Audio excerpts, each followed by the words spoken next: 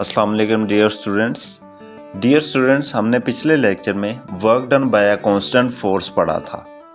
तो स्टूडेंट्स वहाँ से हमारे पास दो फार्मूलास आए थे, जिसमें पहला फार्मूला जो हमारे पास है वो हमारे पास था work done is equal to force multiply by displacement. तो ये फार्मूला हमारे पास कब एप्लीकेबल है? When force is parallel to the displacement. Students, in second condition अगर हमारे पास फोर्स डिस्प्लेसमेंट के पैरेलल नहीं होती और वो किसी एंगल पे लगती है, तो फिर हमारे पास कौन सा फार्मूला होता है? W is equal to F D cos theta. क्योंकि यहाँ पे फोर्स डिस्प्लेसमेंट की डायरेक्शन में नहीं है, बल्कि एक एंगल थीटा से लग रही है। तो हमारे पास इस फार्मूला में वर्क डन किस पे डिपेंड कर रहा है? एंगल पे डिपेंड कर रहा है। तो हमारे पास एंगल के चेंज होने से वर्क डन किस तरह बदलता है, तो ये अब हम डिस्कस करेंगे। स्टूडेंट्स, हमारे पास कुछ MCQ हैं जिनको हम देखेंगे तो हमें कंसेप्ट क्लियर होगा। तो स्टूडेंट्स, हमारे पास पहला MCQ है जो है at what angle the work done is 0। तो स्टूडेंट्स, हमें कॉज की कुछ वैल्यूज़ का पता होना चाहिए, जो हमारे पास मशहूर वैल्यूज़ हैं। cos 0, cos 30, cos 60, cos 90, हमें इनकी वैल्यूज़ का पता होना चाहिए डियर स्टूडेंट। तो हमारे पास किस एंगल पे वर्क डन 0 होगा? तो स्टूडेंट्स, cos 0 पे या फिर cos 60 पे। स्टूडेंट्स, cos 90 पे जो हमारे पास वैल्यू होती है वो cos 90 इज इक्वल टू 0 होता है। तो हमारे पास जब 90 के एंगल पे फोर्स लगेगी तो हमारे पास वर्क डन क्या होगा? हमारे पास वर्क डन 0 होगा। तो हमारे पास सेकंड ऑप्शन है, सेकंड MCQ है at what angle the work done is maximum. तो स्टूडेंट्स, हमारे पास वर्क डन मैक्सिमम कब होगा? cos 90 पे? नहीं स्टूडेंट, cos 90 पे तो हमारे पास वर्क डन क्या था? 0 था। तो cos 0 पे हमारे पास वर्क डन मैक्सिमम होगा, क्योंकि cos 0 1 के इक्वल होता है और cos 180 हमारे पास -1 के इक्वल होता है। तो cos 0 और cos 180 पे वर्क डन क्या होगा? मैक्सिमम होगा डियर स्टूडेंट्स। तो हमारे पास जो cos 180 है वो -1 के इक्वल होता है। तो डियर स्टूडेंट, यहाँ पे डायरेक्शन मैटर नहीं करती। एक फार्मर है, उसने 10 जॉल वर्क किया है, तो दूसरे फार्मर ने भी 10 जॉल वर्क किया है, लेकिन उसकी ऑपोजिट डायरेक्शन में वर्क तो 10 जॉल ही है। यहाँ पे डायरेक्शन मैटर नहीं करती। तो स्टूडेंट्स, अब हम वर्क डन का यूनिट डिस्कस करेंगे। तो स्टूडेंट, हमारे पास यूनिट कहाँ से आता है? हमें फार्मूला का जब पता होता है तो हमारे पास यूनिट आ जाता है। तो स्टूडेंट, हमारे पास फार्मूला क्या है? W is equal to F D. तो F की जगह हम क्या पुट करेंगे? न्यूटन। फोर्स का यूनिट क्या होता है? न्यूटन। और डिस्प्लेसमेंट का यूनिट क्या होता है? मीटर। तो हमारे पास क्या यूनिट आया? Newton metre. तो स्टूडेंट्स, हम इसको जॉल भी कहेंगे, क्योंकि वर्क डन का जो हमारे पास यूनिट है वो जॉल भी होता है। और स्टूडेंट्स, अगर हम यहाँ पे न्यूटन की वैल्यू पुट कर दें, जो कि न्यूटन की वैल्यू हमारे पास क्या होती है? किलोग्राम मीटर पर सेकंड स्क्वायर। तो स्टूडेंट्स, जब हम यहाँ पे न्यूटन की वैल्यू पुट करेंगे तो हमारे पास क्या बन जाएगा? किलोग्राम मीटर स्क्वायर पर सेकंड स्क्वायर। ये यूनिट्स स्टूडेंट्स आपने याद रखने हैं, और ये सारे ही यूनिट ऐसे यूनिट हैं। स्टूडेंट्स, काफ़ी सारे ऐसे भी यूनिट हैं जो कि ऐसे यूनिट नहीं हैं और वो हमारी डेली लाइफ में यूज़ होते हैं। जैसा कि हमारे पास है अर्ज, और ये हमारे पास एनर्जी का यूनिट है, और ये किसके बराबर होता है?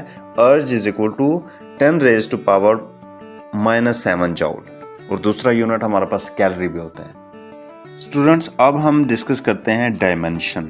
तो स्टूडेंट्स, अगर एक चीज़ का हमारे पास फार्मूला है तो उसका हम डायमेंशन भी फाइंड आउट कर सकते हैं। तो स्टूडेंट्स, हमारे पास वर्क का क्या फार्मूला है? किलोग्राम मीटर स्क्वायर पर सेकंड स्क्वायर। तो स्टूडेंट्स, यहाँ पे हम किलोग्राम की जगह क्या पुट करेंगे? M, और मीटर की जगह क्या लिखेंगे? L, और सेकंड की जगह क्या लिखेंगे? T। तो स्टूडेंट्स, यहाँ पे हम की पावर भी लगा देंगे, तो हम m स्क्वायर है, तो हमारे पास यहाँ पे क्या आ जाएगा? m l square and t -2। तो हमारे पास वर्क की क्या डायमेंशन आ गई? m l2 t -2। तो स्टूडेंट्स, आपने याद रखना है कि वर्क और टॉर्क की डायमेंशन सेम होती है। तो स्टूडेंट्स, अब आप देखें कि हमारे पास वर्क 0 कब होता है।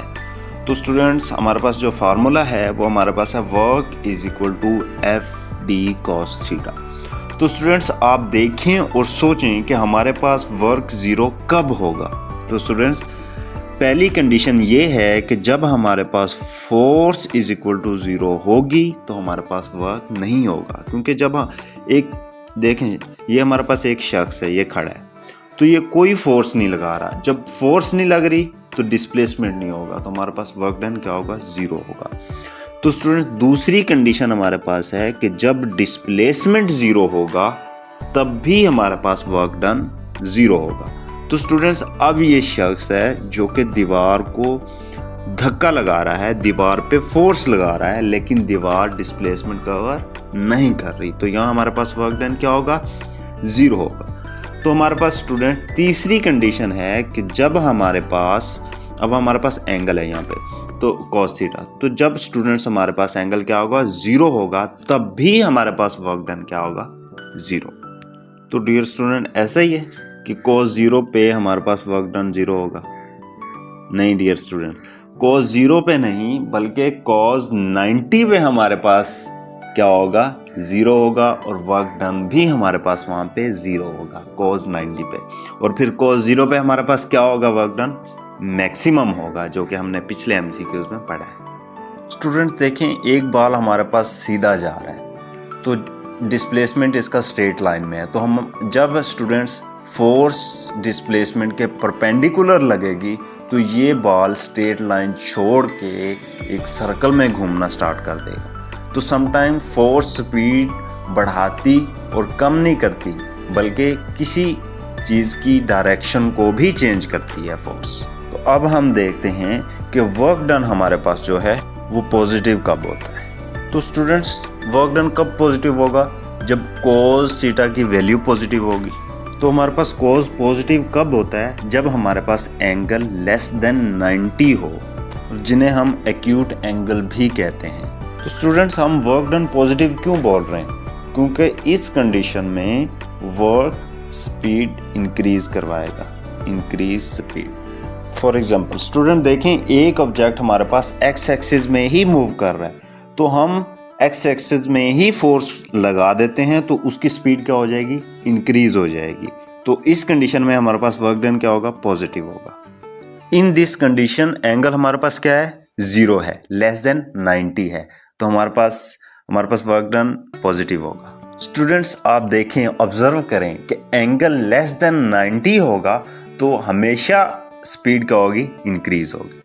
स्टूडेंट्स देखें समटाइम्स हम वर्क डन को नेगेटिव कंसीडर करते हैं। तो स्टूडेंट्स हमारे पास वर्क डन नेगेटिव कब होगा, जब कॉस की वैल्यू नेगेटिव होगी। तो स्टूडेंट्स याद रखें कि जब भी एंगल जो होगा वो 90 से ज़्यादा होगा तो हमारे पास तब कॉस की वैल्यू क्या होगी, नेगेटिव होगी। तो जो एंगल हमारे पास 90 से बड़े होते हैं उनको क्या कहते हैं, ऑब्ट्यूज एंगल। तो हमारे पास वर्क डन नेगेटिव कब होगा, जब हमारे पास ऑब्ट्यूज एंगल होंगे। और हमारे पास वर्क डन नेगेटिव का मतलब क्या है, स्पीड इंक्रीज नहीं होगी, स्पीड डिक्रीज होगी। फॉर एग्जाम्पल स्टूडेंट्स अब देखें कि एक ऑब्जेक्ट हमारे पास एक्स एक्सिस में मूव कर रहा है, तो स्टूडेंट्स हमने एक्स एक्सिस में इसके बिल्कुल ऑपोजिट डायरेक्शन में फोर्स लगा दिया है, तो यहाँ पे हमारे पास क्या होगा, ऑब्जेक्ट आहिस्ता आहिस्ता रुक जाएगा, यानी कि इसकी स्पीड, दूसरे लफ्ज़ों में स्पीड डिक्रीज होगी। जैसा कि हम किसी भी कार या मोटरसाइकिल को ब्रेक अप्लाई करते हैं तो वो उसकी स्पीड डिक्रीज होना शुरू हो जाती है, तो इस कंडीशन में वर्क डन नेगेटिव होगा। स्टूडेंट्स एक और बड़ी इंपॉर्टेंट बात याद रखें कि जब भी वर्क हमारे पास अगेंस्ट द ग्रेविटी होगा तब भी हमारे पास वर्क डन क्या होगा, नेगेटिव होगा। फॉर एग्जांपल हमारे पास स्टूडेंट्स एक बॉल है, अगर हम इसको ऊपर की तरफ लेके जाते हैं तो ग्रेविटी इसको नीचे की तरफ खींचे, तो फिर एंगल कितने का बनेगा, 180 डिग्री का बन जाएगा, और तो यहाँ भी हमारे पास जो है वर्क डन नेगेटिव होगा। तो इसके अलावा हमारे पास है वर्क बाय फ्रिक्शन। तो स्टूडेंट्स हमारे पास जो फ्रिक्शन है ये भी, अब स्टूडेंट्स देखें कि हमारे पास एक कार मूव कर रही है, तो कार की डायरेक्शन देखें एक्स एक्सिस में है, तो जो फ्रिक्शन होगी वो बिल्कुल इसकी ऑपोजिट डायरेक्शन में होगी, जो इसको रोकने की कोशिश करेगी। तो यहाँ भी हमारे पास डिस्प्लेसमेंट और ये फ्रिक्शन के दरमियान जो एंगल होगा वो 180 का बन जाएगा। तो यहाँ भी हमारे पास वर्क डन, तो यहाँ हमारे पास वर्क डन क्या होगा, नेगेटिव होगा डियर स्टूडेंट। तो स्टूडेंट्स आज के लिए इतना ही, इंशाल्लाह नेक्स्ट लेक्चर में बहुत जल्दी मिलते हैं। अल्लाह हाफिज़।